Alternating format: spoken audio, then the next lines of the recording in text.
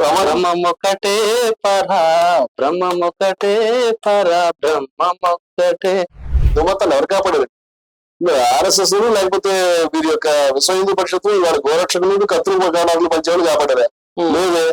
హిందూ మతాన్ని కన్వర్షన్స్ కాకుండా కాపాడేవాడు మా నారాయణ గురు గారు కాపాడారు, భగవద్ రామానుజు గారు కాపాడారు, కబీర్ కాపాడాడు, రవిదాస్ గారు కాపాడాడు. వాళ్ళు చెప్పిన తత్వాలు ఎంత గొప్ప వీరబ్రహ్మేంద్ర స్వామి, దొన్న యుద్ధాస్ గారు, స్వామి వివేకానందుడు, గాంధీ గారు, ఎంతో మంది మహనీయులు ఆ రోజు నుంచి ఇవాళ మనం లెక్కలేస్తే కనుక ఎంతో మంది భక్త కవులు, గసీదాసు, కనకదాసు, లేకపోతే అక్క మహాదేవి, బసవన్న, ఇక్కడ బ్రహ్మనాయుడు, వీళ్ళంతా మతంలో ఉన్నటువంటి అసమానత్వాన్ని సరి చేసుకుంటూ ఆ పరికరాలు తీసేస్తూ ముందుకు పెడుతూ మతాన్ని ముందుకు పెట్టుకుంటూ వచ్చారు ఇక్కడ దాకా. ఆ హిందూ మతం మాది, ఆ సనాతన మతం మాది, దాన్ని కాపాడడానికి మనం కృషి చేస్తాం.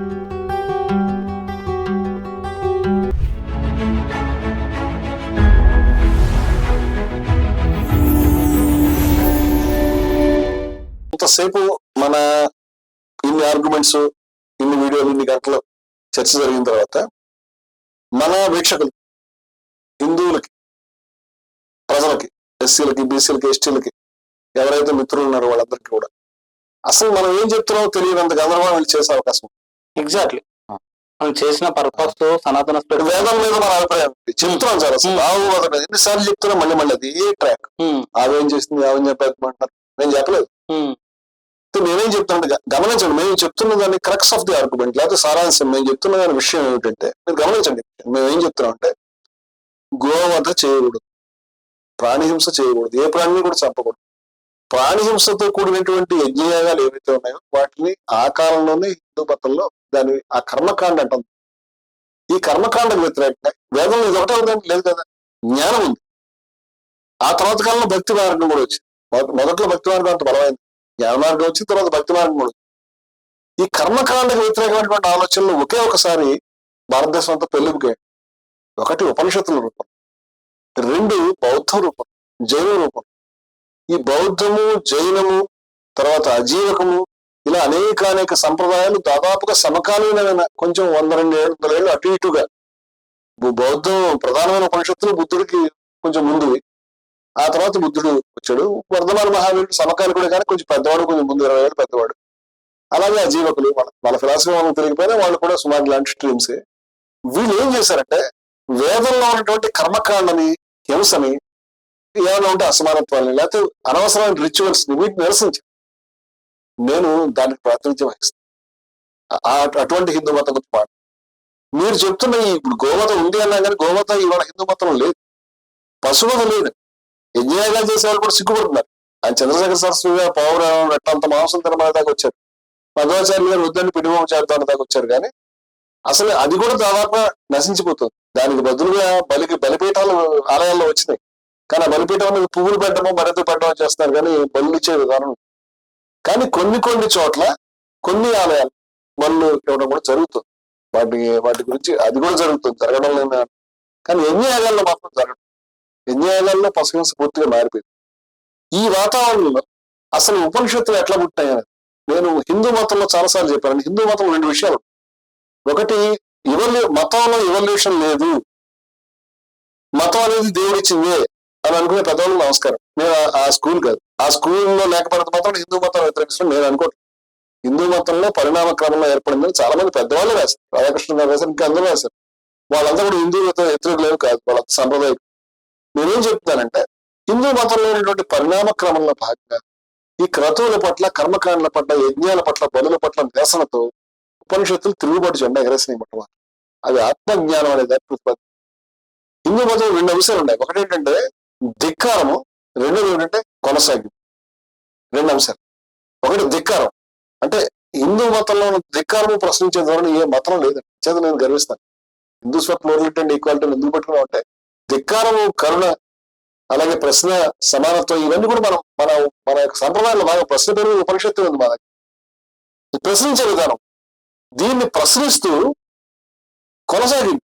అంటే ఉపనిషత్తులు చెప్తున్న ఆత్మజ్ఞానం వాటంతటా వచ్చింది కాదు, వేదంలోని దాని తన ప్లేస్.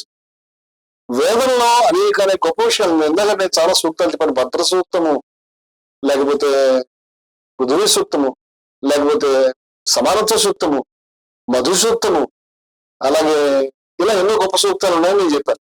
అది గొప్ప కవిత్వం, గొప్ప ఆలోచనలు, ఎన్నో ఉన్న సమన్వయ ఆదర్శాలు. ఉపనిషత్తులు చెప్పినటువంటి ఆత్మజ్ఞానం కూడా వేదాల్లో ఉన్నటువంటి వేదాల్లో దాని తాలూకు బీజాలు ఉన్నాయి, వాటిని కొనసాగించారు. నేను ఎక్కడో చెప్తానంటే చాలా గొప్ప విషయాలు వేదాల్లో ఉన్న వేదాల్లో ఆత్మజ్ఞానం. ఆత్మ అంటే ఈ కర్మకాండకి ఇంపార్టెన్స్ లేదు. ఆత్మ అంటే ఆత్మ అనగా బ్రహ్మము, ఆత్మ ఇవన్నీ సమానార్థక పదం. బ్రహ్మం అంటే మన అక్షరమైనటువంటి తత్వం ఏదైతే ఉన్నదో అది అన్ని సమస్తం అంతా అదే ఉంది. మీరు నేను సమస్తం సృష్టి అంతా కూడా బ్రహ్మం. ఈ భావన ఉపనిషత్తులు, ఈ భావన ఉపనిషత్తులకి మొట్టమొదటి వేదంలో ఈశావాస్య ఉపనిషత్తు మొత్తంగా యజుర్వేదంలో భాగం. అదేవిధంగా చాలా అద్భుతమైన శ్లోకము ఋగ్వేదం ప్రథమ మండలంలో 164 సూక్తంలో 39వ మంత్రం, చాలా అద్భుతమైన మంత్రం. అది దాని అర్థం ఏంటి? ఏ నాశన రహితమైనటువంటి పరమ సత్తా అనేటువంటిది ఏదైతే అంటే అన్నిటికీ బేస్, మూలం, సమస్త విశ్వానికి సృష్టి అంతటికి మూలం ఏదైతే ఉన్నదో, ఎక్కడైతే సమస్తమైనటువంటి దేవతలు దాంట్లోనే భాగంగా ఉంటూ నివసిస్తున్నారో వాళ్ళు ఆ అక్షరతత్వం ఏదైతే ఉందో దాన్ని తెలుసుకోవాలి. మనం దాన్ని తెలుసుకోలేని వాడికి వేదంతో పని ఉంది. వేదం ఏం ఉపయోగపడుతుంది అంటే వేదం కొంతమందికి ఉపయోగపడుతుంది. వేదాన్ని ధిక్కరిస్తుంది. వేదం కంటే ముందు ఈ యొక్క పరమసత్తాన్ని ముందు పెట్టి, అంటే పరమసత్త సుప్రీము, వేదం దానికంటే తక్కువ. వేదం లక్ష్యం వేదం కాదు, వేదం సాధనం. వేదం ఒక అక్షర తత్వాన్ని మన ముందు నిలబెడుతోంది అని. దీన్ని అంటే భారతదేశంలో సౌందర్యం ఏంటంటే ఏది కూడా శాసనం కాదు. ఉపనిషత్తు వేదాన్ని ధిక్కరించు, వేదం కూడా వేదాన్ని ధిక్కరించు, ఉపనిషత్తులు కూడా ధిక్కరించు, గీత వేదాన్ని ధిక్కరించి దాన్ని మళ్ళీ మంచి విషయాలు కొనసాగించి ఈ అద్భుతమైన సాంప్రదాయ ప్రపంచం భారతదేశం. అంచేత ఈ ఆత్మజ్ఞానానికి సంబంధించింది వాళ్ళు చెప్పినప్పుడు రుచో అక్షరే పరమే వ్యోమన్ యస్మిన్ దేవ అధివిశ్వే నిషేధు యస్తం నవేద కిం రుచా కరిష్యతి య ఇత్తది ఇమే సమాసతే అనేటువంటి శ్లోకంలో ఇక్కడ కిం రుచా కరిష్యతి, రుచ్ అంటే ఇది వేదం అనేటువంటిది. ఇది ఏదైతే ఈ రుచి శబ్దం, ఈ వేదం వాళ్ళకి ఏమో ఉపయోగపడుతుంది. ఎందుకు వేదం కంటే ఇంపార్టెంట్ అక్షరతత్వం, దాన్ని తెలుసుకో అని మొట్టమొదటిసారి కర్మకాండల మీద, శాసనాల మీద, వాటి మీద దాన్ని పక్కన పెట్టి ఒక అక్షరతత్వాన్ని కూడా చాలా స్పష్టంగా శ్వేతోపనిషత్తు ఈ శ్లోకాన్ని యథాతథంగా తీసుకుంది. ఉపనిషత్తు కూడా కనిపిస్తుంది మనకి, ఋగ్వేదం కూడా కనిపిస్తుంది. అలాగే అహం బ్రహ్మస్మి అని ఉపనిషత్తు చెప్పింది, వేదం కూడా అహం మనురభవం సూర్యాశ్చాహం కక్షీవాన్ ఋషిరశ్మి విప్రహ అహం కుత్సమార్జునేయం అని చాలా అద్భుతమైన శ్లోకం. నేనే సూర్యుడిని, నేనే అంటే అహం బ్రహ్మస్మికి ఇది బేసిక్ భావన అనమాట. ఈ భావన ఋగ్వేదం 4వ మండలం 26వ సూక్తంలో మొదటి రుక్కులు ఈ అద్భుతమైనటువంటి భావనలు మనకు. ఇలాంటి ధోరణిలో మనకు 2-3 రుక్కులు ఉన్నాయి. ఇవి ఆత్మ గురించి, అక్షర తత్వాన్ని గురించి మాట్లాడి మొత్తం వేదంలో ప్రకృతి శక్తుల గురించో, ఇంద్రుడి గురించో, అగ్ని గురించో, వాళ్ళకి అర్పించాల్సినటువంటి సోమాన్ని గురించో, వాటి గురించో మాట్లాడటం, చాలా గొప్ప ఆదర్శాలను, గొప్ప విషయాలను చెప్పడం, ప్రకృతి అంతా గొప్పగా ఉండాలని చెప్పడం, రకరకాల విషయాలు ఉన్నాయి. కానీ ఆత్మజ్ఞానం గురించి స్పష్టమైన ప్రతిపాదనలు మనకి నేను ఇందాక చెప్పినట్టు యజుర్వేదంలో యజుర్వేదంలో భాగంగా ఉంది కాబట్టి ఈశావాస్యంలో వచ్చింది. అదేవిధంగా ఋగ్వేదం అంటే ప్రధానం, ఋగ్వేదంలో కూడా వచ్చింది. ఈ విషయాల్ని, ఈ ఆత్మజ్ఞానాన్ని ఉపనిషత్తులు పెద్దగా విస్తరించి చాలా పెద్దగా చేసి మన ముందు. అయితే అవి చేస్తున్న క్రమంలో అవి ఒక విషయాన్ని స్పష్టంగా చెప్పినట్టు వేదంలో ఉన్నటువంటి కర్మకాండ పనికిరాదు, వేదంలో ఉన్నటువంటి బలి పనికిరాదు, వేదంలో ఉండేటువంటి తంతులు, రోజు మీరు చేయాల్సినటువంటి పూజలు, అర్ఘ్యాలు, అర్చనలు, వాటికి ఏమంత వేదం చాలా ఉపనిషత్తు వేదం మీద చేసినటువంటి తిరుగుబాటు చాలా విలువైంది. అంటే వేదం మొత్తం మీద కాదు, వేదంలో ఉండేటువంటి కర్మకాండం, వేదంలో ఉండేటువంటి అర్థం లేని తత్వం, వేదంలో ఉండే హింసమైన. అంటే దీన్ని వేదంలో ఉండేటువంటి జ్ఞాన భాగాన్ని విస్తరించి వేదంలో ఉండే కర్మకాండ మీద తిరుగుబాటు చేయడం జరిగింది. ఇక్కడ ఉపనిషత్తు భాష చాలా అద్భుతమైన భాష. ఉపనిషత్తు ఒక్క శ్లోకం చాలా సార్లు, ఎంత గొప్ప శ్లోకాలు ఉంటాయంటే ఉపనిషత్తు మనిషి కంటే 5,000 ఏళ్ళు దాటున్నాయి. చాలా ప్రసంగాల్లో చెప్పాను, చాలా సార్లు చెప్పాను. ఉపనిషత్తు ఒక శ్లోకం చదువుకుంటే ఆ రోజు నా జీవితం ఏర్పడుతుంది, అంత సంతోషంగా. ఉపనిషత్తు ఎక్కడో ఉంది, హయ్యర్ ప్లేస్. మనుషులు దాన్ని అందులో చదివారండి మొత్తం. ఉపనిషత్తు దొరికినట్టు చదివి చాలా సంతోషంగా. వాటిలో కూడా వైరుధ్యాలు, వాటిలో పనికిరా ఉంటుంది. ఏ పుస్తకంలో కూడా పనికిరాడు లేవని నేను అంటలేదు. నేను ఉపనిషత్తుల మీద 2007-8 నుంచే మా దేవాలయంలో 6-7 నుంచే ప్రసంగాలు చేశాను. ఉపనిషత్తులు అనేది భారతదేశాన్ని బేస్. ఉపనిషత్తులు అది religion of future enlightened humanity అని వేదాంతాన్ని అద్వైతాన్ని చెప్పింది. వేదాంతం అంటే ఉపనిషత్తు. వేదం చివరిని వస్తున్నాడు వేదాంతం అంటారు, వేదాంత భాష. ఉపనిషత్తు భారతదేశంలో ఎంతమంది స్ఫూర్తించి చెప్పలేదు. నాకు ఉపనిషత్తు ఊపిరిలేదు, నేను దాన్ని చూసి బతుకుతాను. అద్భుతం.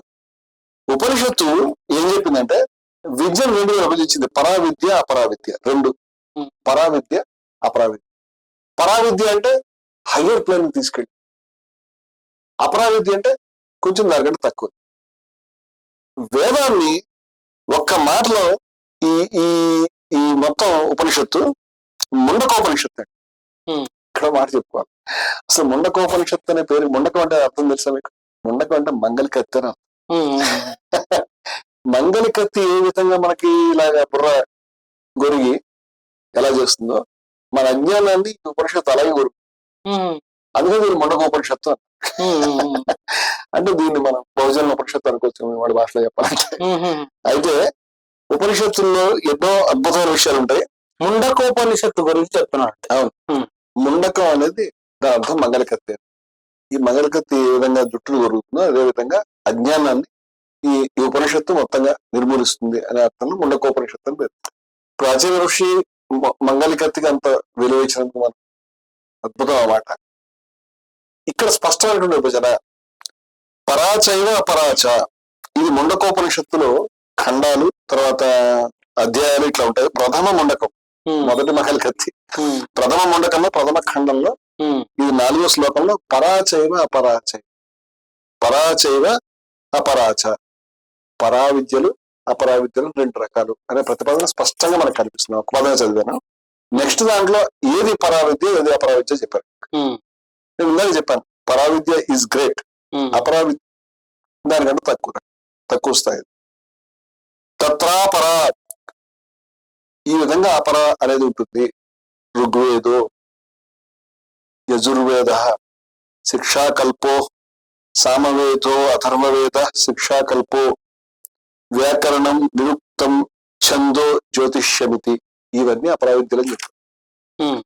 అంటే తక్కువ స్థాయి. ఏమండి?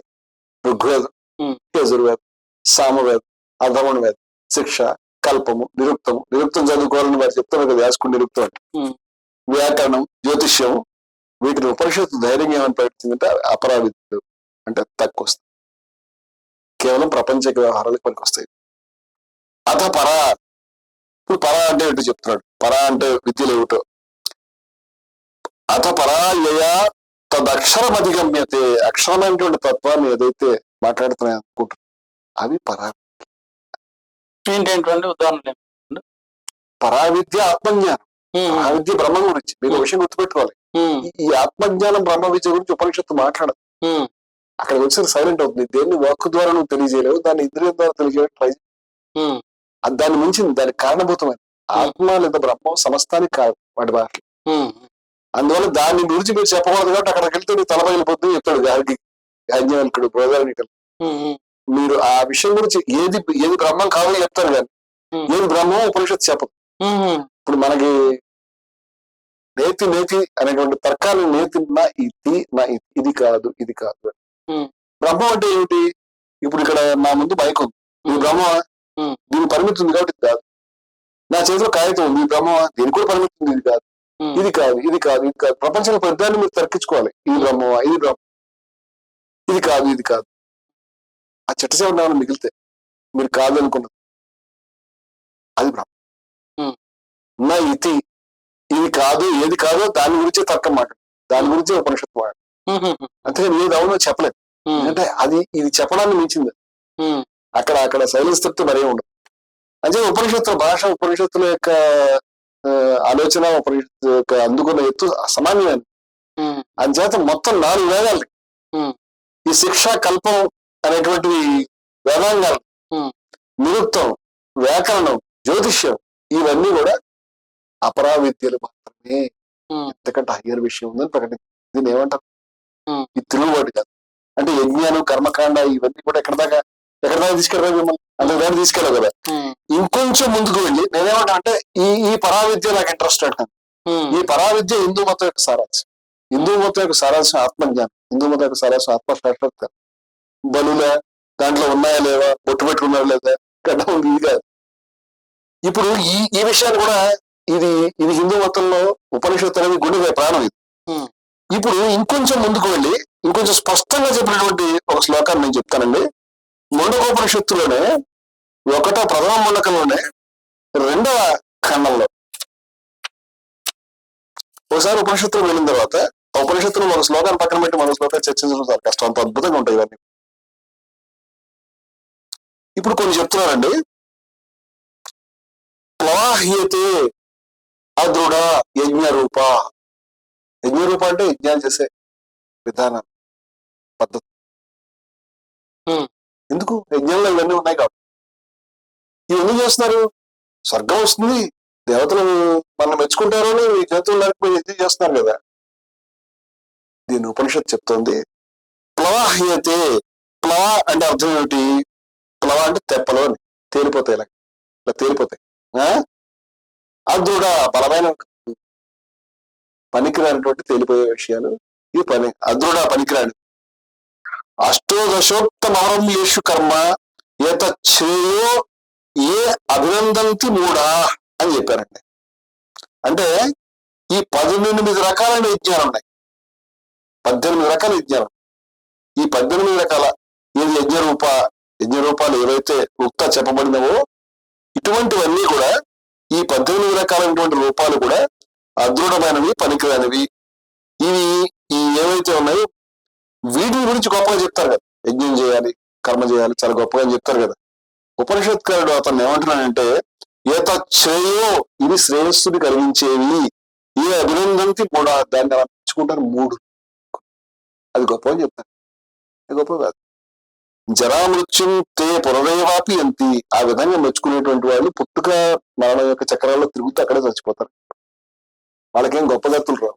మీరు యజ్ఞాలు చేస్తే, కర్మకాండ చేస్తే వచ్చేది ఏమి లేదు. అవన్నీ అదృఢమైనవి, బలహీనమైనవి, తెప్పలాంటివి, పనికిరానివి, అవి మిమ్మల్ని ముంచేస్తాయి అని చెప్పి వాటిని గురించి గొప్పగా చెప్పేటటువంటి మూర్ఖులు, మూఢులు అని ఉపనిషత్కారుడు తిడుతున్నాడు. ఎందుకంటే ఇది తిరుగుబడి.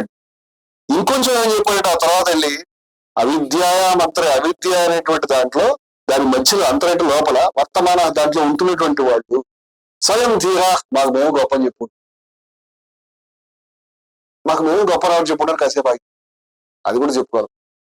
స్వయం తీరా అంటే ధీరులు గారు స్వయం మాకు మేము గొప్ప అని చెప్పుకున్నాడు. పండితం మన్యమాన, మేము పండితులం, మన్యమాన చాలా గొప్ప వాళ్ళం, గౌరవనీయులం అని చెప్పుకుంటూ జంఘన్యమాన పర్యంతి మూడ అంధేనైవ నియమాన యథార్థ అన్నారు.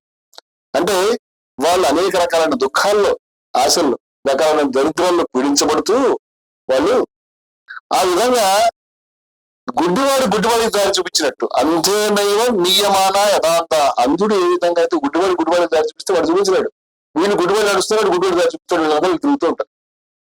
ఈ విద్వేషపు ఊపిలో తిరుగుతూ ఉండేటువంటి వాళ్ళు, మతంలో ప్రతిదీ గురించి గొప్పగా చెప్పుకునేటువంటి వాళ్ళు, ఈ కర్మకాండకి అంత ఇంపార్టెన్స్ ఇచ్చేవాళ్ళు, వీళ్ళందరినీ ఉపనిషత్తు చెప్పింది ఇది. వాళ్ళు పిచ్చోళ్ళు తిరుగుతుంటారు, వాళ్ళు ఏం ఉపయోగం లేనటువంటి వ్యవహారం. వాళ్ళే గొప్ప వాళ్ళు చెప్పుకుంటారు. ఎవరు గొప్ప, వాళ్ళు నిజంగా గొప్ప కాదు, వాళ్ళు గొప్ప వాళ్ళే చెప్పుకుంటారని.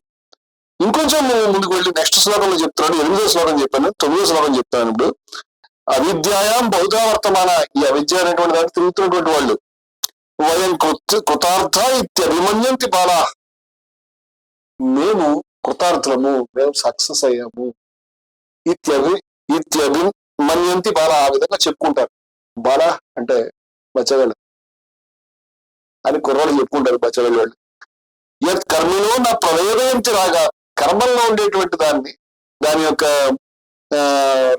ఏదైతే ఉందో దాని కర్మఫలాన్ని, దాని మీద ఆసక్తి కలిగి ఉన్నారు వాళ్ళు తెనాతుర క్షీణ లోకాశ్చ అవంతే, వాళ్ళు చాలా క్షీణమైనటువంటి దరిద్రమైనటువంటి లోకాలకు పోతారు అని ఆ భాషలో చెప్పింది. తర్వాత 10వ శ్లోకం ఇంకా అత్యద్భుతమైన శ్లోకం. వాళ్ళు ఏం చెప్పారంటే ఇష్టాపూర్తం అన్నారు. ఇష్టాపూర్తం మన్యమాన. ఇష్టాపూర్తం అంటే ఏమిటి? ఇక్కడ ఇష్టాపూర్తానికి అర్థం నేను చదువుతానండి. ఇక్కడ అర్థం రాశారు, ఇది రామకృష్ణ మిషన్ వాళ్ళ ట్రాన్స్లేషన్, ఇవాళ ఎప్పుడు పాతే. ఇష్టాపూర్తం అంటే వేదోక్తాలైన యజ్ఞాలు. ఇష్టాపూర్తం అంటే వేదోక్తం, వేదంలో చెప్పబడిన విధంగా యజ్ఞం చేయటము. స్మృతి విహితాలైన బావులు చెరువులు తవ్వించడం, ఇది లోకానికి ఉపకారం చేయడానికి, అవి ఇది తవ్వించడం, గొప్ప పనులు చేయడం, దాన ధర్మాలు గడువు చేయడం, ఏదైతే ఇష్టాపూర్తం, వీటంటే ఒకటే పెరుగుతుంది ఇష్టాపూర్తం. ఈ ఇష్టాపూర్తం మన్యమాన వైష్టం, ఇది చాలా గొప్పది, ఇది చాలా ఘనతరమైనది. నాణ్యచ్చయో వేదయంతే ప్రమూఢ, ఇంతకన్నా గొప్ప విషయాలు తెలియదు ఈ మూర్ఖులకి. మూఢ అంటే మూఢుడు, ప్రమూఢ అంటే మహామూర్ఖుడు అని, అంతకంటే మూఢుడు అని. వాళ్ళని వాళ్ళకి నాణ్యచ్చయో వేదయంతే, అంతకంటే వాళ్ళకి తెలియదు. వీళ్ళకి తెలిసిందంటే ఈ కర్మకాండ మాత్రమే. వాళ్ళు మహామూర్ఖులు అని చెప్పాడు. నకస్య పృష్టైతే సుకృతో అనుభూత్వే, అంటే దీనివల్ల కొంచెం వాళ్ళకి బెనిఫిట్ వస్తాయి ఈ పనుల వల్ల. దాన్ని అనుభవించి మనం లోకం హీనతరం భావించతి, అంతకంటే హీనమైనటువంటి లోకంలో వాళ్ళు ప్రవేశిస్తారు. చూడండి బాలా బచ్చగలు వాళ్ళకి వాళ్ళే చెప్పుకునే స్వయం ధీర పండితులని, లేకపోతే ఇదే చాలా గొప్ప అని చెప్పుకుంటారని, లేకపోతే మూడులని, ప్రమూఢులని, మూడులని ఉపనిషత్తు నానా తిట్లు ఎవరిని? వేద కర్మకాండ మాత్రమే దాన్ని తిరిగేవాడు. దానికి బదులుగా ఏం ముందుకు తెచ్చింది? ఆత్మజ్ఞానాన్ని. దాన్ని తెలుసుకోవడానికి తప్పితే ఇంక వేరే మార్గమే లేదు. అది కనుక ఇహచేదవేది తదసత్యమస్తి నచేదాహవేది మహతీవిరస్తి. జీవితంలో కనుక దాన్ని తెలుసుకోగలిగితే నీకు చాలా గొప్ప ఫలితం వస్తుంది. నువ్వు తెలుసుకోలేకపోతే మహానాశనం, నీ జీవితం ఫెయిల్. ఆత్మజ్ఞానాన్ని, బ్రహ్మజ్ఞానాన్ని అర్థం చేసుకోలేకపోతే భూతస్య విచిత్య ధీర, దీని ప్రాణులందరూ చూసినవాడు. ప్రాణులన్నిటి అందు దీన్ని చూడాలి. దేన్ని? బ్రహ్మ, ఆత్మని, అక్షరతత్వాన్ని సమస్తంగా దర్శించాలి. ఇందాక మనం చూసిన అఖలాక దగ్గర, దళితుల దగ్గర, ప్రాణుల దగ్గర, పశువుల దగ్గర, యజ్ఞంలో బలమైన పశువుల అందరి దగ్గర కూడా భూతస్య ప్రతి ఒక్క ప్రాణి దగ్గర కూడా విచిత్య ధీరులైన వాళ్ళకి దర్శించగలిగితే బ్రహ్మాన్ని, వ్యత్యాసమే లోకాలు అమృత భవంతి, లోకాన్ని దాటి ముందుకు వెళ్తారు, అమృతులు అవుతున్నారు, అమరులు అవుతున్నారు. మనకి జీవితంలో ముందుకు తీసుకొచ్చినటువంటి గొప్ప ఆదర్శం ఉపనిషత్తులు ఈ ఆత్మజ్ఞానాన్ని, బ్రహ్మజ్ఞానాన్ని, సమానత్వాన్ని, సమస్త సృష్టిలో దేవుణ్ణి చూసే విధానం, ఈశ్వరతత్వాన్ని చూసే విధానాన్ని మనం ముందుకు తీసుకొచ్చి పెట్టినాయి. అంచేత 4 మహావాక్యాలు కూడా ఉపనిషత్తుల నుంచి వచ్చినాయి. ఉపనిషత్తుల జ్ఞానం ఉత్కృష్టమైనటువంటి జ్ఞానం. ఇది ఈ విధంగా వేద ధిక్కారాన్ని తీసుకుంటూ వాళ్ళు ముందుకు వెళ్ళిన తర్వాత నేనేమంటానంటే, ఇది హిందూ మతానికి ఒక డైరెక్షన్, గొప్ప ఆదర్శాన్ని, గొప్ప విలువని మనం. దీనివల్ల హిందూ మతం దానికి ఉన్నటువంటి రకరకాలైనటువంటి విషయాలను పక్కన పెట్టి ముందుకు వెళ్ళగలిగింది. అలాగే చాందోగ్యంలో ఈ వేద మంత్రాలు తిరుగుతూ ఉండేటువంటి వాళ్ళని కుక్కలతో పోల్చేటువంటి ఒక ఉంది. లెంత్ అవుతుందని నేను దాన్ని తీయడం లేదు, మరి ఎప్పుడైనా దాని గురించి మాట్లాడదాం. అయితే గీతకు సంబంధించి ఒక మాట చెప్పాలి. చాలా మంది అనుకుంటున్నట్టు గీత అనేటువంటిది, ఇవన్నీ హిందూ మతంలో రకరకాల తిరుగుబాట్లు. ఈ తిరుగుబాట్లన్నీ మనకి ఉపనిషత్తు వేదం మీద తిరగబడితే అది వేదాంతమే, వేదంలో భాగం. వేదంలో ఉన్నటువంటి దాన్ని ఏ రకంగా తిట్టింది. ఇంకా ఆత్మ ప్రవచనమైన లభ్యం, ఈ ఆత్మ అనేటువంటిది మీకు కబుర్ల వల్ల రాదు, నా బహునా శృతి అయినా కబుర్లు చెప్పడం ద్వారా, శృతుల ద్వారా, మనిషి వల్ల లభ్యం కాదు అని ఆత్మను ఏ విధంగా అన్వేషించాలనేది చాలా స్పష్టంగా వాళ్ళు దానికి సంబంధించి మన ముందు ప్రతిపాదనలు చేశారు. అయితే గీత ఆశ్చర్యం ఏంటంటే, నాకు చాలా కాలం నుంచి నా మనసులో ఉన్న భారతంలో ఉన్నటువంటి కృష్ణుడు, భాగవతంలో ఉన్నటువంటి కృష్ణుడు, గీతాచార్యుడు కృష్ణుడు, ఈ క్యారెక్టర్స్ అన్ని ఒకటైనా వేరు క్యారెక్టర్స్ అనిపిస్తూ ఉంటుంది నాకు చాలాసార్లు.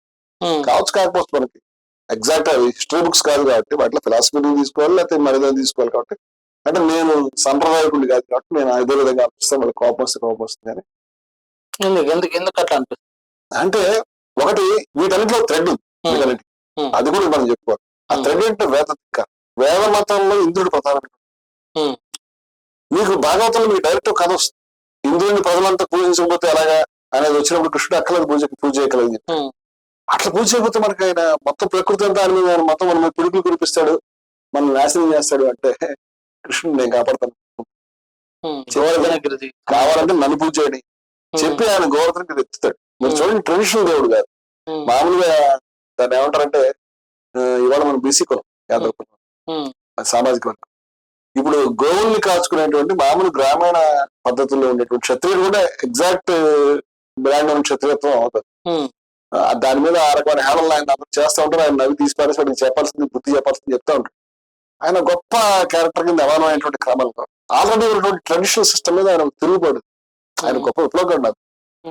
ఆయన ఉన్నట్లు నేను చూసుకుంటాను అని హామీ ఇస్తాడు. అది మనకు కనిపిస్తుంది. అప్పుడు ఇంద్రుడు కోపం వచ్చి ఆయన పిడుగులు కురిపిస్తాడు. అప్పుడు ఆయన కొండనెత్తాడు. ఈ కొండనెత్తడం, ఆయన పిడుగులు కురిపించడం, ఇదంతా కూడా నేను అనుకోండి అదొక మెటఫర్, అదొక ఉపమానం, అదొక కవిత్వం. కానీ ఆల్రెడీ ఉన్నటువంటి యజ్ఞ సిస్టమ్ మీద ఆల్రెడీ కర్మకాండని ఆయన ధిక్కరించి మామూలు జనం మామూలు భక్తిని వాళ్ళు ముందు పెట్టాడని నేను అనుకుంటున్నాను. అయితే భగవద్గీతలో స్పష్టమైనటువంటి వేద ధిక్కారం. చాలా మంది నాకు తెలిసి ఏ పండితుడు దాన్ని మాట్లాడు, నాకు భగవద్గీత వేదాన్ని ధిక్కరించింది స్పష్టం. భగవద్గీత వేద ధిక్కారం ఉంది లేదంటే నేను కొన్ని శ్లోకాలు చెప్తాను, మీరు వేద ధిక్కారం కాదు మీరు చెప్పండి. ఎందుకంటే వేదంలో కర్మకాండని ఇప్పుడు అన్ని కలిపి మాట్లాడతారు. హిందూ మతం అంతా ఒకటే మొనలిథిక్ బాడీ, ఎందుకంటే ఏ ఒక్క మొక్కని కూడా అలా లేదు. హిందూ మతం తను మార్చుకుంటూ ముందుకు వెళ్తూ వచ్చింది. అంచేత ఇక్కడ నేను చెప్పే విషయం ఏంటంటే, మీరు ఒక మాట చూడండి. సాంఖ్యయోగంలో బహుశా నాకు పుస్తకం పాతది అయిపోయింది, 42వ శ్లోకం అయితే. సాంఖ్యం అనేది 2వ అధ్యాయం. ఈ 2వ అధ్యాయంలో 42వ శ్లోకంలో ఇక్కడ అవిపశ్చిత వేదవాదరత అనే మాట వాడు. వేదం గురించి ఊరికే దాని మీద మాట్లాడడం ఇష్టం ఉన్నాడు. వేదం దాని గురించి పడివేసేవాడు. వాళ్ళని అవిపశ్చిత అనే మాట వాడు. అంటే అర్థం అవివేక్ ఈ మాట రాశారు. పార్థ యామిమాం పుష్పితాం వాచం ప్రవదం అవిపశ్చిత వేదవాదరత పార్థ నాణ్యదస్థితి వాదినః. అంటే ఇది వాళ్ళు వేద కర్మల మీద అనురక్తులైనటువంటి వాళ్ళు, ఇది తప్పితే మరొకటి లేదు అని చెప్పి వాదించుకుంటూ ఉంటారు. వాళ్ళు అవివేకులు. ఎవరు రాశారంటే అది పుస్తకం వాళ్ళు వేసారు. మీకు మిగతా అన్న చోట్ల అనువాదం ఇదే కదా, తప్పించుకోవడం వెళ్ళేది దీంట్లో. ఎందుకంటే మీకు వేదంలో ఉన్నంత అన్సర్టనిటీ గీత భాష వేదానికి గీతకి మధ్య చాలా సంవత్సరాలు తేడా ఉంది కాబట్టి ఉపనిషత్తుల మధ్యలో ఉన్నాయి. అంచేత భాష మారిపోతుంది. ఇంత సరళంగా వేదం ఉండదు. మధ్యలో వేద భాష కాకుండా మధ్యస్థంగా ఉంటుంది. మళ్ళీ ఉపనిషత్తులు కూడా ప్రాచీనమైన ఉపనిషత్తులు, అర్వాచీనమైన వేరు కాలాల్లో వచ్చినవి. తర్వాత వచ్చిన ఉపనిషత్తులు భాషను బట్టి గుర్తుపట్టి ఇంగ్లీష్ లో ఏ భగవద్గీత ఓపెన్ చేసిన ఇదే శ్లోకం ఇదే అర్థం. అయితే ఇప్పుడు కృష్ణుడు అర్జునుడికి చెప్తున్నాడు ఏమనంటే, త్రైగుణ్య విషయ వేద నిస్త్రైగుణ్యు భవార్జున. వేదములు త్రిగుణాత్మకములు.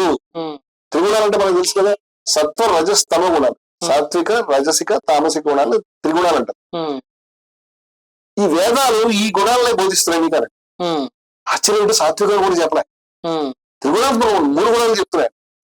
సాత్విక గుణం చెప్తున్నా, రాజసిక తామసిక అంటే బుద్ధిమాన్ తక్కువ రకం, అవి కూడా ఉన్నాయి. వేదములు త్రిగుణాత్మకములు.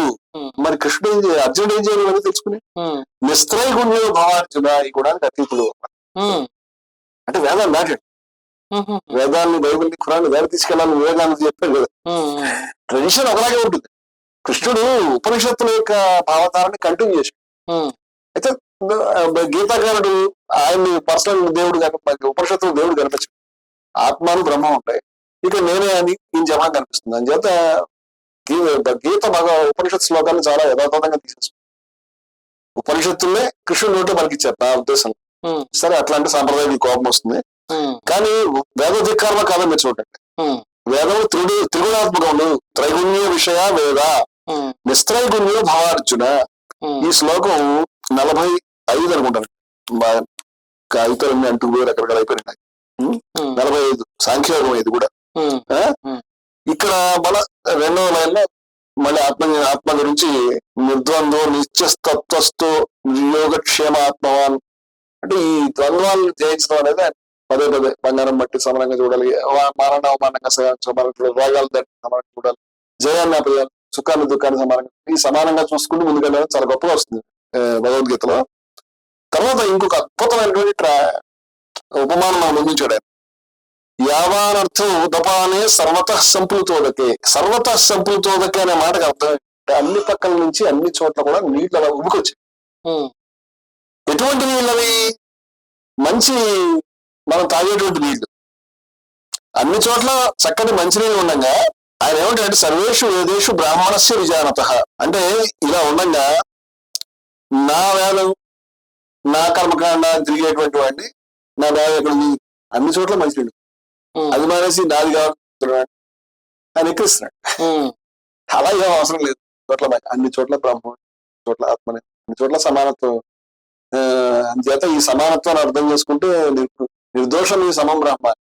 అంచేత నేనేం చెప్పాను అంటే మీరు గమనిస్తే ఉపనిషత్తులు క్షత్రియులకు సంబంధించిన శూద్రులకు సంబంధించిన దాంట్లో హీరోస్ క్షత్రియులు శూద్రులు 2-3 చోట్ల. ఇప్పుడు చాంద్రోగ్యంలో ప్రవహణ చేయలేనటువంటి రాజు గారు ఓ బ్రాహ్మణ యువకుడితో మాట్లాడుతున్నప్పుడు నీకు తెలుసా ఇది తెలుసా, తెలియకపోతే ఎందుకు వచ్చావు అంటే ఆయన వాళ్ళ నాన్నగారు పెడతాడు అంటే వాళ్ళ నాన్నగారు నాకు తెలియదు, నేను నీకు తెలుసు నాకు తెలియదు.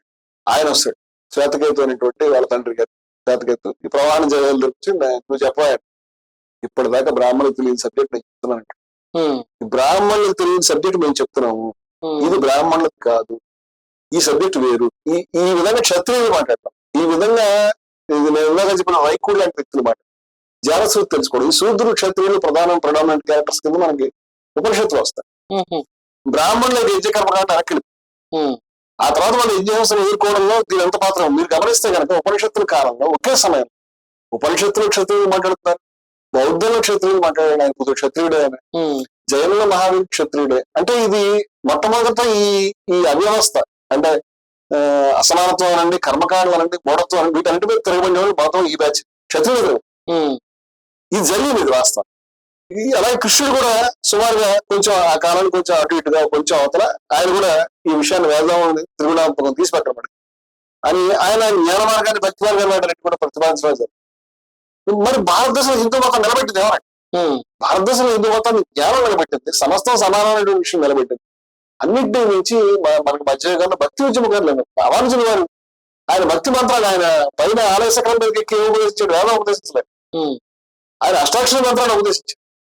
మీరు శుభ్రంగా బాబు అనుకోండి శ్రీమన్నారాయణ అనేటువంటిది ఆయన ఇది తలుచుకుంటే మీకు మొత్తం అల్లిపోతాయి. ఆ తర్వాత భక్త కవులు ఇప్పుడు హిందూ మతం మన వాళ్ళందరూ పేరు కబీర్ గారు, నామదేవుడు గాని, నందనారు గాని ఎవరెవరు పేరు చెప్తారు. వీళ్ళంతా భక్తి మార్గాన్ని వీళ్ళెవరో యజ్ఞాలు చేయలేదు, కర్మలు చేయలేదు, అర్థాలు తీస్తూ కూర్చోలేదు, గుట్లు వాటి మీద చర్చలు చేయలేదు, గడ్డం మీద చర్చలు చేయలేదు, ఎవరిని పొడి చంపని చెప్పలేదు. సమస్తమే బ్రహ్మమే. మీ అన్నమయ్య ఏం పడాడు, రాజు ఒకడే బంటు ఒకడే అని చెప్పి బ్రహ్మం ఒకటే పాడు.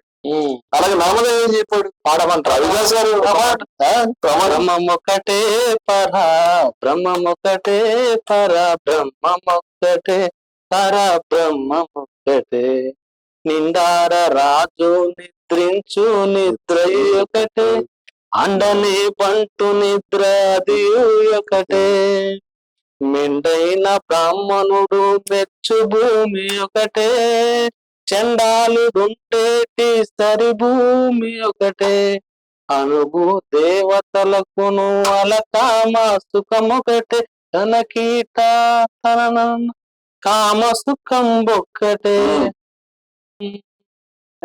శ్రీ వెంకటేశ్వర నామం అంతే అట్లా వస్తుందండి. అందరికీ శ్రీహరి అంతరా.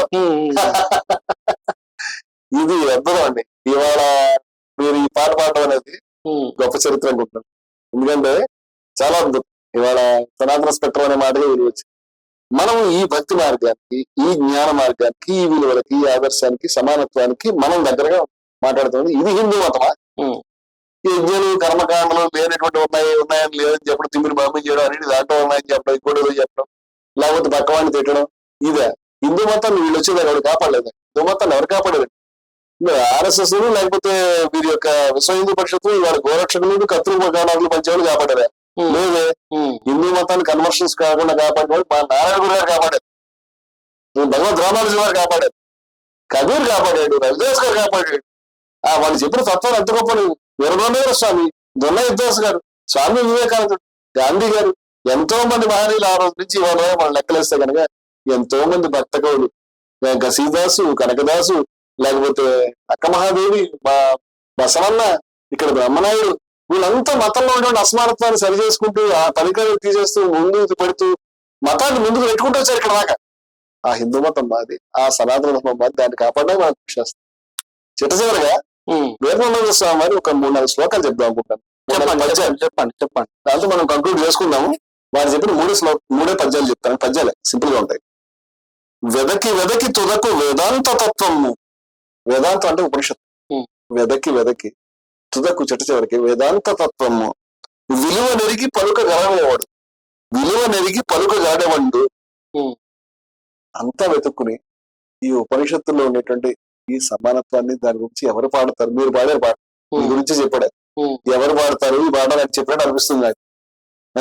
విలువ ఎరిగి పలుకు గలడేవంటూ వేదవాది వణకు వేదాంతులను చూసి, ఈ మాట వేదవాది వణుకు వేదాంతులను చూసి, వేద కర్మకాండ యజ్ఞము హింస అదే గొప్ప అని చెప్పేటువంటి వాడు వేదాంతుడు, జ్ఞాన మార్గంలో వెళ్ళేవాడిని, భక్తి మార్గంలో వెళ్ళేవాడిని. ఎక్కడైనా ఉందండి వాళ్ళ భక్తి మార్గం జ్ఞాన మార్గం కాకుండా హిందూ మతంలో ఈ యజ్ఞ కర్మకాండ ఆవుల్లో లేకపోతే పశువుల్లో వధించేటువంటి బలి చేసేటువంటి లేదు, అప్పుడు పోయి కదా అయిపోయింది, అవన్నీ క్లోజ్. అట్లా ఉన్నటువంటి గొప్ప విషయాలు తీసుకున్నాం అంతే. ఇది హిందూ మతం. ఈ హిందూ మతం బహుజనులకి అందరికి కూడా ఆమోదయోగ్యమైంది, ప్రపంచంలో ఇంత గొప్ప మతం లేదని చెప్పేదాకా వచ్చాం. ఇప్పుడు వేదవాది మనకు వేదాంతులు సమస్తాన్ని బ్రహ్మాన్ని చూస్తారు, ఏ రకమైనటువంటి అసమానత్వాన్ని ఉండదు, అందరినీ ఈశ్వరుడని ఆయన గీతలో చెప్పినట్టుగా విద్యాలయ సంపన్న బ్రాహ్మణుని గవి ఆవుని సుని కుక్కని సునిచయ్య స్వపాకేచ్చ పండిత సమదర్శన. ఒక ఆవు గొప్ప కాదండి, కుక్కను చండాలుడు పండితుడు ఏనుగు అన్ని సమానమే. అది హైవత సర్గో యశాం సామ్యస్థితం. ఇటువంటి సమానత్వం మీ మనసులో ఉంటే హైవత ఈ క్షణాల స్వర్గాన్ని నువ్వు తెలుసుకోవచ్చు. కృష్ణుడు వాగ్దానం హామీ ఇచ్చాడు ఆ హిందూ మతం. అంతేకాకుండా ఏమన్నాడు, ఎందుకు తెలుసుకుంటావు అలాగా? కృష్ణుడు ఏమి బేస్లెస్ గా చెప్పడం లేదు ఈ మాట. నిర్దోషం హి సమం బ్రహ్మ, బ్రహ్మంలో సమానత్వం ఉంది, వేదంలో కూడా సమానత్వ సూక్తం ఉంది, అధర్వణ వేదంలో కూడా పిప్పలాద సంహితలో బ్రహ్మాండ మాట చూశాను నేను. అయితే వేదంలో సమానత్వ సూక్తం, ఈ సమానత్వం నిర్దోషం ఈ సమం బ్రహ్మ, బ్రహ్మలో దోషం సమానత్వంగా ఉన్నది. తస్మాత్ బ్రహ్మణి స్థిత, అందువల్ల సమానత్వాన్ని అనుష్ఠించేవాళ్ళు, నిర్ద్వేషం లేనటువంటి వాళ్ళు, ఎవరిని తిట్టనటువంటి వాళ్ళు, ఎవరిని అసహించుకుని కింద వేరే మెట్లు ఉన్నాయని చెప్పనటువంటి వాళ్ళు. తస్మాత్ అందువల్ల బ్రహ్మంలో ఉంటారు. తస్మాత్ బ్రహ్మణి స్థిత, బ్రహ్మమే ఉంటున్నారు. అంచేత ఏవైతే స్వర్గం ఇక్కడ స్వర్గాన్ని పిలుచుకో. స్వర్గం అంటే ఆ బ్రహ్మవరోసి మేరట స్వర్గం కాదు, బ్రహ్మాన్ని అందుకోవడమే స్వర్గం. ఆ ఉపనిషత్తుల మాట గీత, నేను చెప్పిన 2 గీత శ్లోకాలు. ఈయన ఈ రహస్యం తెలిసిన వాడు ఎవరు పలుకుతారు ఈ మాటలన్నీ కూడా? వేదవాది వణుకు, వేదాంత కర్మకాండ ఇంపార్టెంట్ అనేవాడు, ఆత్మజ్ఞానం గొప్పదనే వాడిని చూసి వణికిపోతాడు అని చెప్తున్నాడు. హంస కాళికాంబ, హంస కాళికాంబ అనేటువంటిది ఆయన మకుటం ఉంటుంది. మకుటం లేకుండానే పద్యం చెప్పాను నేను. మరొకటి చూడండి, విజ్ఞుడైన వాడు, వేదాంతి అయినవాడు. వేదాంతి అంటే ఉపనిషత్కారుడు, బ్రహ్మాన్ని గురించి మాట్లాడేవాడు. విజ్ఞుడైన వాడు, వేదాంతి అయినవాడు, ఎరుకవాడు, శక్తి మెరుగువాడు. హిందూ మతంలో శక్తి అక్కడ ఉంది కాబట్టి మనం దాన్ని గుర్తుపడుతున్నాం. నీ ఎవండవనినా ఎవరవా అని అడిగితే నీ ముఖమన్నా నేను బ్రహ్మాన్ని, అహం బ్రహ్మాస్మి అని చెప్పుకుంటాను. ఎవరు? వేదాంతి అని హంస కాళికాంబ అంటారు స్వామి గారు. మరొక మాట, నిన్ను చూస్తున్నా తను దాకా అనలేడు. నిన్ను చూస్తే అంటే దేవుణ్ణి చూస్తే తను దాకా అనలేడు. ఇంకా తననేది అహం నశించిపోతుంది, తననేది ఉండదు. తన్ను చూస్తున్నానో నిన్ను కాదు, తను చూసుకుంటే గొప్ప అంటే నిన్ను కరెంట్ దేవుడు చూడలేడు. నిన్ను కన్నప్పుడే సున్నయో అన్ని బ్రహ్మాన్ని కనుక అందుకుంటే అన్ని కర్మలు, అహంకారం, బాధలు సమస్తం నశిస్తాయి, సమానత్వాన్ని అందుకు. కాళికాంబ అని చెప్పాడు. ఎగ్జాక్ట్ ఇదే మాట వారు రవిదాస్ గారు చెప్పారు. ఇప్పుడు నేనున్నాను, నువ్వు లేవు, ఇప్పుడు నువ్వు ఉన్నావు నేను అని చెప్పి. ఎందుకంటే భగవంతుడు అనేటువంటి వాడు నేననే అహంకారం ఉన్నప్పుడు ఉండడు. ఆయన ఉన్నప్పుడు, లేదా బ్రహ్మం ఉన్నప్పుడు, లేదా ఆత్మజ్ఞానం అందుకున్నప్పుడు నేననే ఈ విషయాలు తెలుసు. కాబట్టి ఆదిశంకరుల వారు చాలా అద్భుతమైనటువంటి నిర్వాణ శక్తి అనేటువంటి రాసినప్పుడు దాన్ని మొత్తం చెప్పాలంటే అది ఒక గంట సేపు వీడియో చేసుకోవచ్చు దాని మీద. కానీ నిర్వాణ శక్తి ఆయన ఒక్క మాట చెప్తున్నాను, నా పుణ్యం నా పాపం నా సౌఖ్యం నా దుఃఖం అని చెప్పి, నా మంత్రం నా తీర్థం నా వేద నా వేదాలు లేవు, నా మంత్రాలు లేవు, తీర్థాలు లేవు, ఏమి లేవు. అహం భోజనం నా భోజ్యం నా భోక్త. నేను భోజనాన్ని కాదు, భోజ్య వస్తువుని కాదు, భుజించేటువంటి భోక్తని కూడా కాదు. చిదానంద రూప శివోహం నేను వాటన్నిటి దాటినట్టు. ఇలా నిర్మాణ శక్తం చాలా గ్రేటెస్ట్, భారతదేశం కాదు ప్రపంచ చరిత్రలోనే ఈ 6 స్టాంజాలు ఉన్నటువంటి శ్లోకం లేదా ఈ యొక్క స్థుతి నిర్మాణ షట్కం, నిర్మాణ ఏదైతే ఆయన రాశారు ఆ మహానుభావుడు, ఇంతకు మించి ఏమి లేదనుకున్న ప్రపంచంలో మనం అచీవ్. అంత అద్భుతంగా రాసి నేను ఒకటే లేదు, వేదము యజ్ఞానికి తక్కువ, అది అపరావిద్య, ఇది పరావిద్య అనే అవగాహన వారికి మాకు కూడా. అందుచేత ఏదో ఒక దాన్ని పట్టుకుని ఏదో గోమూత్రం లేకపోతే తోక లేకపోతే ఇంకోటి ఇదే గొప్ప ఇది తగ్గించుకుంటే మంచిది. లేకపోతే ఏదైనా ఒక అవతారాలని పురాణాలని పట్టించుకుంటే చాలా మంది చెప్పాను. పురాణాలు కాదులే వాళ్ళు కూడా హిందూ మతంలో చాలా మంది ఉన్నారు. మళ్ళీ సబ్జెక్ట్ ఎక్కువ చేత వారికి ఏం చెప్తున్నారంటే ఫ్రేమ్ తీసేయండి, ద్వేషాలను వదిలిపెట్టండి, హిందూ మతాన్ని అందుకోండి, హిందూ మతం యొక్క విలువలను అందుకోండి, హిందూ వ్యతిరేకులుగా విద్వేషాన్ని ప్రచారం చేస్తున్న తిరగండి, మీరు సనాతన ధర్మాన్ని నష్టం చేయకండి, చాలా నష్టం చేస్తున్నారు ఇప్పటికే మీరు అని చెప్తున్నాను నేను. మరొక మాట ఏం చెప్తానంటే మీరు సబ్జెక్ట్ ఉంటే వీడియో పెట్టండి. ఏమంటే 4 గంటల మాట 80 పైగా మనం వాళ్ళ శ్లోకాలు కూడా చెప్పాం. అంతకుముందు 12 వారే లెక్క పెట్టారు. మీకు చేతన అయితే చేయండి, లేకపోతే ఊరుకో. కానీ ఏమి లేకుండా చంద్ర గారి బుక్ ఎలా ఉంది, కోడిగుడ్డు మీద చంద్ర గారి బుక్ ఎలా ఉంది, ఈయన గడ్డ ఎలా ఉంది, ఈయన జుట్టు ఎలా ఉంది, ఇలాంటివి చేస్తే అదే భాషలో మనం కూడా చేసి వేర్చుకుంటాము, మన టైం అంత టైం పొడి చేస్తాం. అదే కదా ప్రారంభంలో నాకు కూడా ఏమనిపిస్తుంది అంటే అనవసరంగా వీళ్ళు చేసిన ఏదో కామెంట్లకు ఎందుకు రిప్లై ఇస్తున్నావా అని కొద్దిగా ఒక 2 నిమిషాలు అనిపిస్తుంది. కానీ తెచ్చింది ఆయన కదా. సబ్జెక్ట్ లోకి వెళ్ళిన తర్వాత చివరగా అసలు వేదాంతం ఏంటి, పబ్లిక్ కి తెలియాల్సిన అంశాలకు సంబంధించి చాలా సమానత్వం సంబంధించింది కానీ, వేదాంతం సంబంధించింది కానీ, ప్రశ్నించడం సంబంధించింది కానీ, ఇన్ని అంశాలని కూడా చర్చించడం నిజంగా సనాతన స్పెక్ట్రమ్ అనేటువంటి తన పేరుని కంప్లీట్ సార్థకం చేసుకున్నది. అనామిక సరస్వతి బాబు అని భార్గవ గారి శ్లోకం. ఒకటో పేరు దీని పేరు ఏంటి చిరుగు అంటారు కదా, రెండో దాని పేరు ఏంటో చెప్పడానికి లేదు. అంచేత అనామిక అని పేరు వచ్చింది. అని అంచేత ఈ భారవ లాంటి కవి కూడా లేదని మొదటి భారవ అంటారు, రెండో దానికి అనామిక అని పేరు వచ్చిందంటే ఈ సమానమైన పేరు పెట్టండి అనామిక సరస్వతి బాబు అని. సనాతన స్పెక్ట్రమ్ అన్నమాట. ఎందుకంటే ఒకటే ఒక పేరు పెట్టారు మీరు, అద్భుతమైనటువంటి ఇవి వచ్చినాయి, చక్కటి ఎన్నో స్ట్రీమ్స్ దగ్గర తీసుకొచ్చారు. ఇవాళ విద్వేషాన్ని రహితంగా అన్నమయ్య కీర్తన ఆరంభించారు. ఏం కావాలండి ఇవాళ చాలా చక్కటి హిందూ మతంలో విలువల గురించి మాట.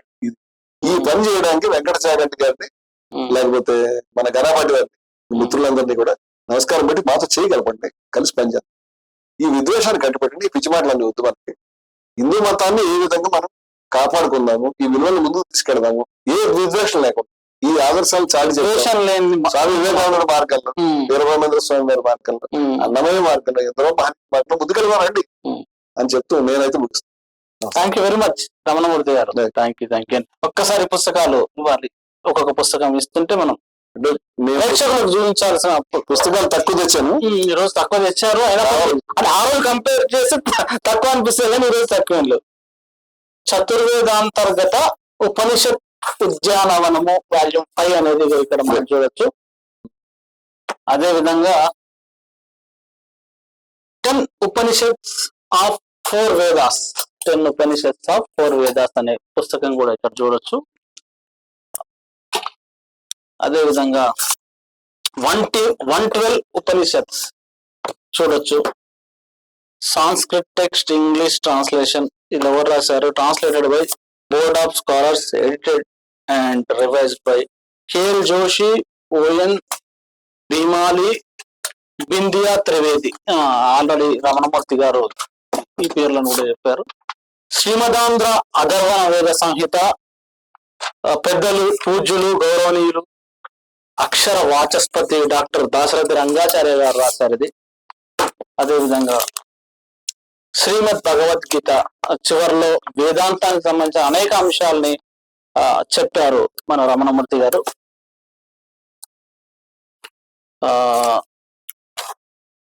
చందోగ్య ఉపనిషత్, దీన్ని ట్రాన్స్లేటెడ్ బై స్వామి స్వహానంద.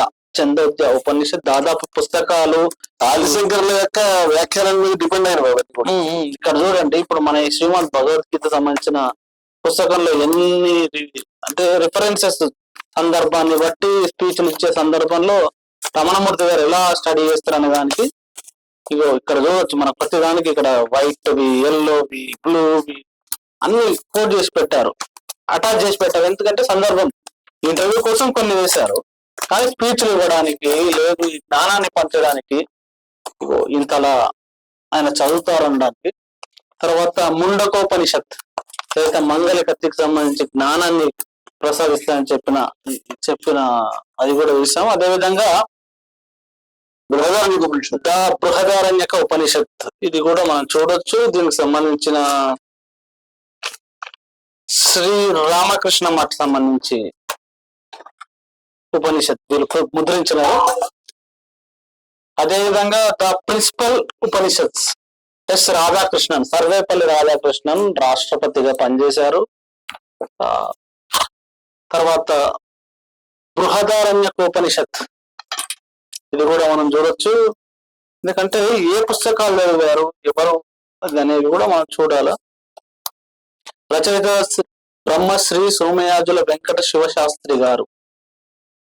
మలయాళ స్వాముల వారి ముద్రణ పారాశర్య ముద్రాక్షరశాల శ్రీ వ్యాసాశ్రమము, వ్యాసాశ్రమం సంబంధించిన వాళ్ళు దీన్ని ముద్రించారు. ఎవరో రమణమూర్తి గారు చాలా క్లియర్ గానే అన్నారు. ఎందుకంటే వీటి ట్రాన్స్లేషన్స్ చాలా మంది విదేశీయులు చేశారు, చాలా మంది చేశారు. కానీ కేవలం ఇప్పుడు ఈ ధర్మం మీద ఏదైతే శాఖలుగా పనిచేస్తున్నారో, చాలా కొన్ని ఏళ్ళ నుంచి సేవ చేస్తున్నారో వాళ్ళు రాసినటువంటి పుస్తకాలు రామకృష్ణ మఠ్ గాని, మిగతా వ్యాసాశ్రమం అంటే చాలా ప్రతిష్ట ఉన్నటువంటిది. వ్యాసాశ్రమం గాని,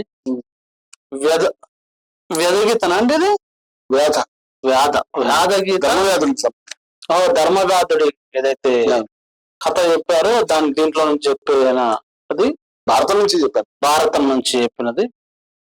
శునశ్శేపుని కథ కూడా దేవస్థానం తిరుమల తిరుపతి దేవస్థానం శునశ్శేపుని కథ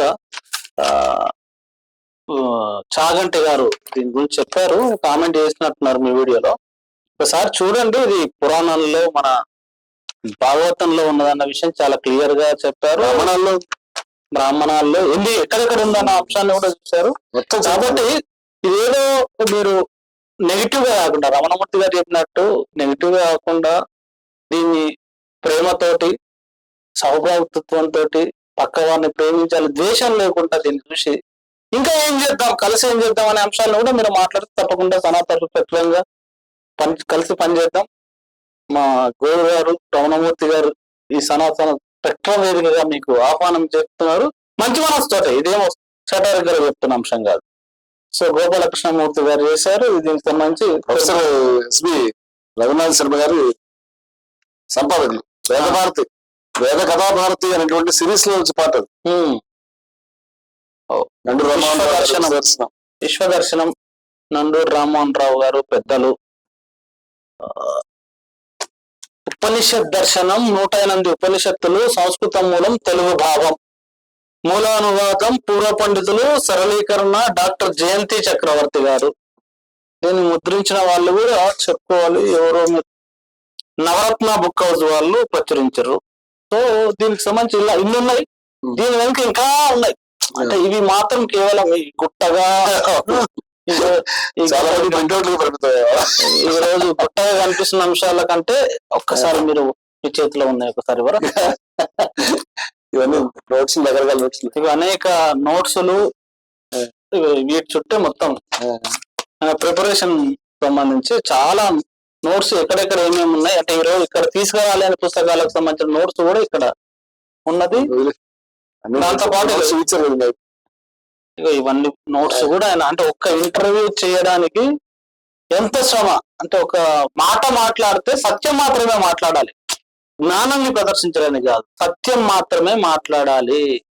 అందరినీ శాంతి వైపు, సమానత్వం వైపు, అదేవిధంగా విద్వేషరహితంగా ప్రేమపూరితమైన ప్రపంచం కోసం పనిచేస్తుంది Hindus for plurality and equality. సమానత్వం కోసం, బహుళత్వం కోసం హిందువులు అనే ఒక గొప్ప సంస్థను ఏర్పాటు చేసి దాన్ని నిర్విరామంగా ఆరోగ్య సమస్యలున్న కొన్ని గంటలు, అసలు ఈ దానికి మరి ప్రతి లాస్ట్ ఇంటర్వ్యూకి అయితే ఒక 72 గంటలు నిద్రపోలేదు రమణమూర్తి గారు. మరి ఈ ఇంటర్వ్యూ చూస్తే ఎప్పుడో మొన్న మార్నింగ్ పెట్టుకుందాం అనుకున్నాం, 1-2 గంటలు టైం ఇవ్వాలి. అది ఈవినింగ్ అయింది, మళ్ళీ 1-2 గంటలు మార్నింగ్ అయింది. ఈ రోజు మార్నింగ్ అనుకుంటే మళ్ళీ ఈవినింగ్ 6 నుంచి మారథాన్ మొదలు పెడితే అర్ధరాత్రి 12 అవుతుంది. కాబట్టి ఇదంతా మారథాన్ అన్న ఇంత ఏమంటాం మనం, ఇంత మాట్లాడడానికి కారణం సత్యశోధన. సనాతన స్పెక్ట్రమ్ లక్ష్యం సత్యాన్ని శోధించడమే. కాబట్టి నిజంగా ఇన్ని అంశాల్లో కూడా ఏ చిన్న అబద్ధమో ఏ చిన్న అసత్యం ఉన్నా చెప్పండి, దాన్ని సరి చేసుకోవడానికి కానీ దానికి సంబంధించి వివరణ ఇవ్వడానికి కానీ తప్పుంటే ఒప్పుకోవడానికి కూడా సిద్ధంగా ఉంది. కాబట్టి ఏదో రమణమూర్తి గారు చాలా సందర్భాల్లో ఇంత శోధించుకుంటూ కూడా తప్పుంటే అంగీకరిస్తాం, నేర్చుకుంటాం అని చెప్పేసి చాలా గొప్ప విషయం చెప్పారు. ఆయనకు ఎంత జ్ఞానం ఉన్నా ఎక్కడ ఇప్పిసరంత ఇది కూడా గర్వం కూడా కనిపించలేదు. మనం కొంచెం తెలిసి కూడా ఇంత తెలిసినా కానీ చాలా గర్వంతో అదే ఇస్తాం.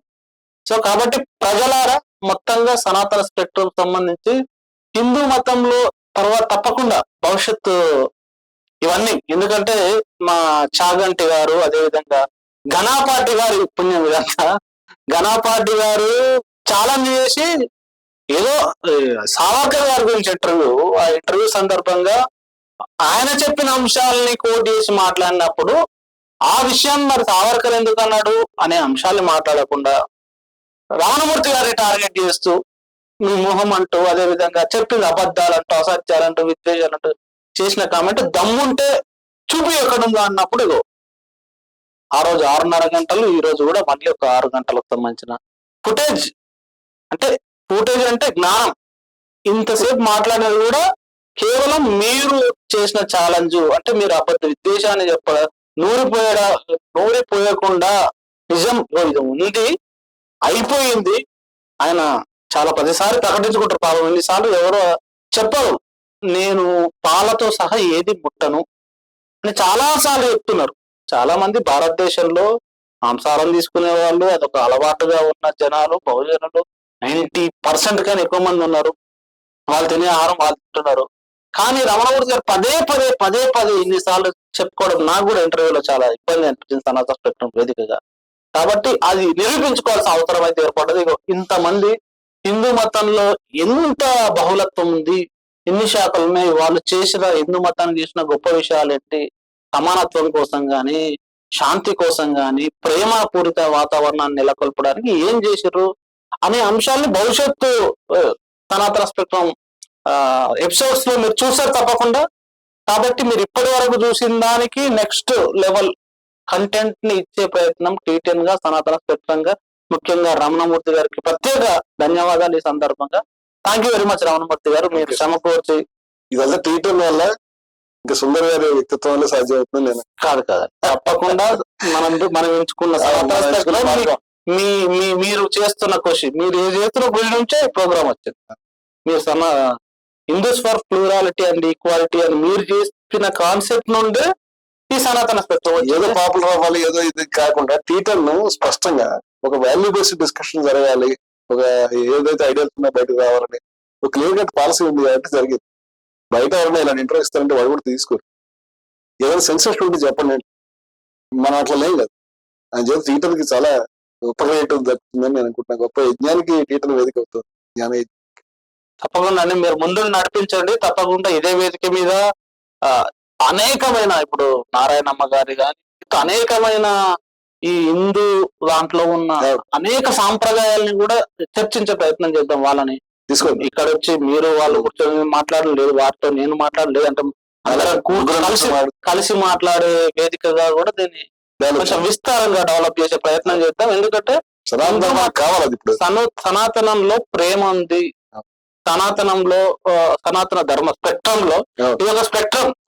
హిందూ మతం అంటే ఏకశిలా సదృశ్యంగా లేదు, అనేక సంస్కృతులు ఉన్నాయి, అనేకమైన శాఖలు ఉన్నాయి, అనేకమైన ఇవన్నీ ఉన్నాయి. కాబట్టి ప్రతి ఒక్కరికి సంబంధించిన స్పెక్ట్రమే కదా. ఎగ్జాక్ట్లీ సనాతన స్పెక్ట్రమ్ అంటే ఇన్ని రోజులు చాలా మంది మీరు చెప్తున్న అంశాలనే కాకుండా వేదాంతం ఏదైతే ఉపనిషత్తుల పైన మీకున్న జ్ఞానం గానీ, మీకున్న పట్టు గానీ చాలా స్పష్టంగా ఈ సందర్భంగా కూడా థ్యాంక్ యూ వెరీ మచ్. నిజంగా థ్యాంక్ యూ అండి, థ్యాంక్ యూ. ప్రజలారా, ఈ ఎపిసోడ్ మీద తప్పకుండా కామెంట్ రాయండి. మీరు ఈ ఇంటర్వ్యూలో నిజంగా ఏదైనా విద్వేషంగా పూరితంగా అనిపించిన కామెంట్లు ఉన్నాయా, జ్ఞానం కోసం ప్రయత్నిస్తున్నట్టుందా, సత్యం కోసం శోధిస్తున్నట్టు అనిపిస్తుందా, లేదా మీరేమంటున్నారో తప్పకుండా మీ కామెంట్ తప్పకుండా వాల్యూ మాకు మీరు చెప్పండి. ఇంకా ఏం కావాలి, ఏం కంటెంట్ కావాలి, సనాతన స్పెక్ట్రమ్ లో ఎలాంటి కంటెంట్ కావాలో మీరు కూడా comment. Thank you very much, thank you very much Ghanapathi గారు, thank you very much Chaganti గారు, థ్యాంక్ యూ రమణమూర్తి గారు. నెక్స్ట్ ఎపిసోడ్ తో మళ్ళీ కలుద్దాం.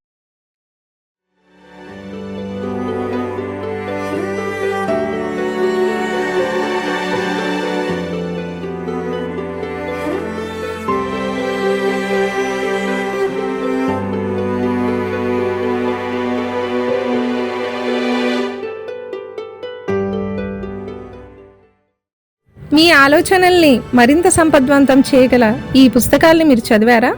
ప్రతులకు జై భారత పబ్లికేషన్స్ 9848030089.